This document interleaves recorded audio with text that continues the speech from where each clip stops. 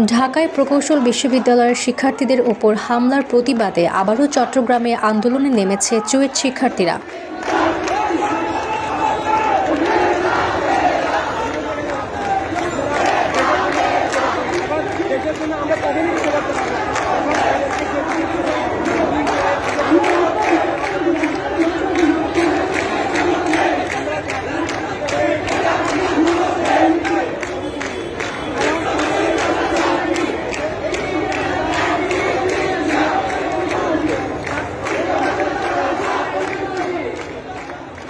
কোটা না মেধা স্লোগানে উত্তাল আবারও রাজপথ।